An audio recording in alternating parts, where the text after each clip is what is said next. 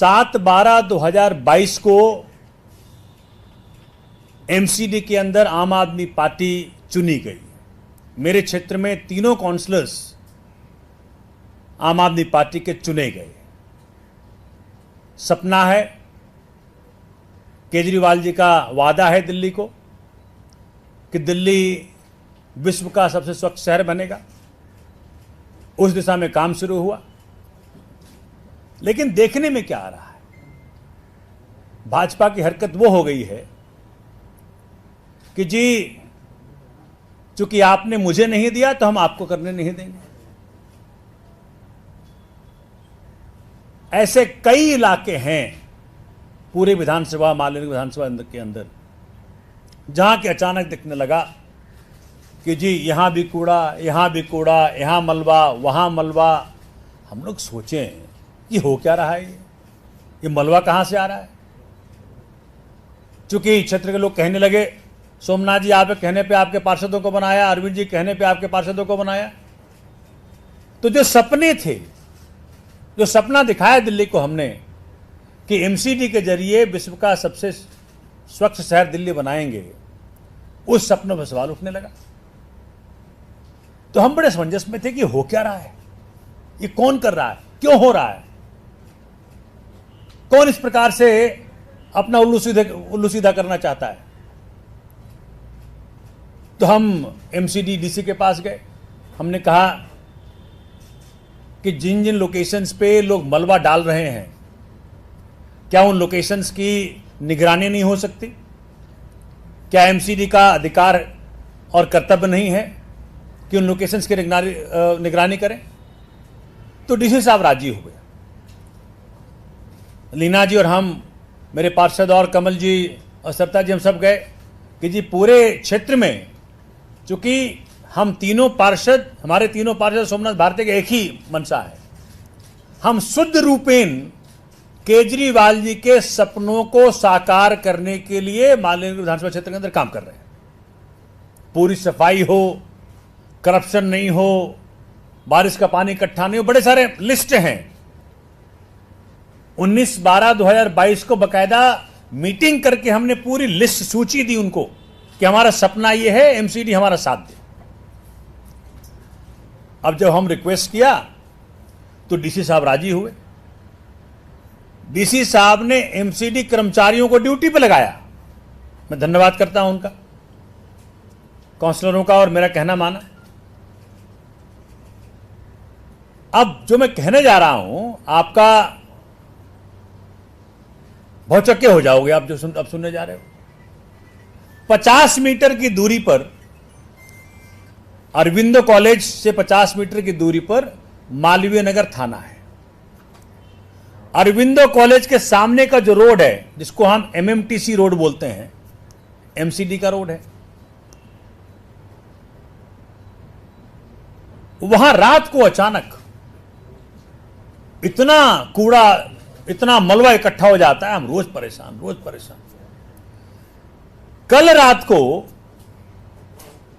मेरे को 12 बजे फोन आया एमसीडी के एक्सियन का कि सर ये तो बड़ा गजब हो गया, हमारे कर्मचारी के ऊपर चाकू और पिस्टल से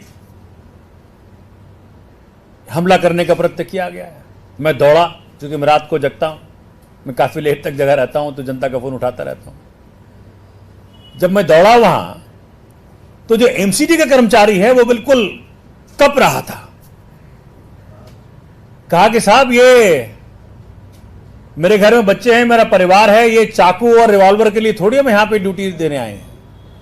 मैंने पुलिस को बुलाया, पुलिस आई, एसएचओ आए, सब कोई आया।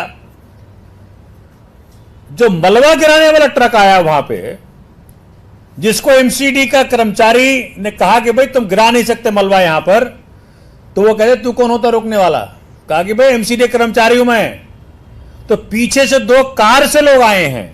मतलब देखिए प्रोटेक्शन कहां से प्राप्त है, ट्रक से मलबा लेके आया है, 2 कार से लोग आए हैं साथ में,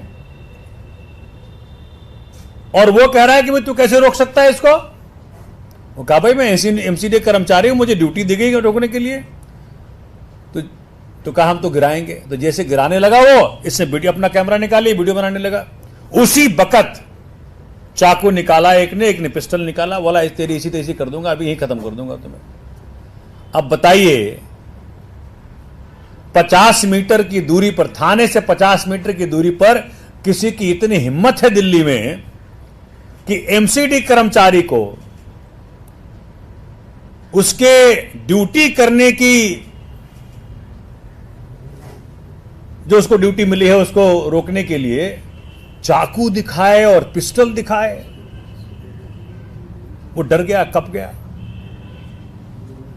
मैं ये कहना चाहता हूं आपको, आपके जरिए, कि राजनीतिक कारणों से जब से एमसीडी में आम आदमी पार्टी आई है,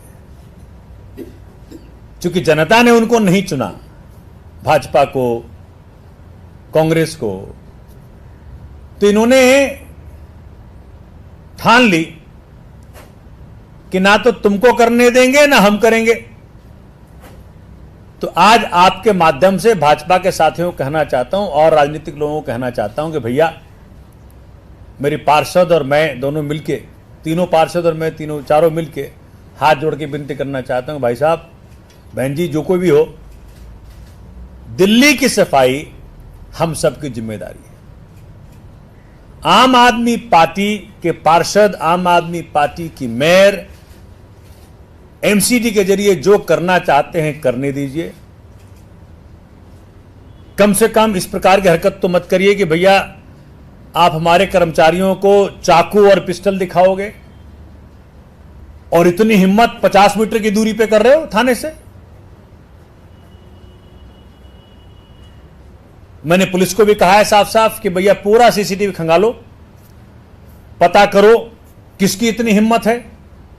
भारत की राजधानी में थाने से 50 मीटर की दूरी पर एमसीडी के अधिकारी को पिस्टल और चाकू दिखा करके डराओगे कि तू अपनी ड्यूटी ना कर, हमको मलबा गिराने दे, यहां पे सोमनाथ की बदनामी करानी, आम आदमी पार्टी की बदनामी करानी, लीना कुमारी बदनामी करानी है आपको।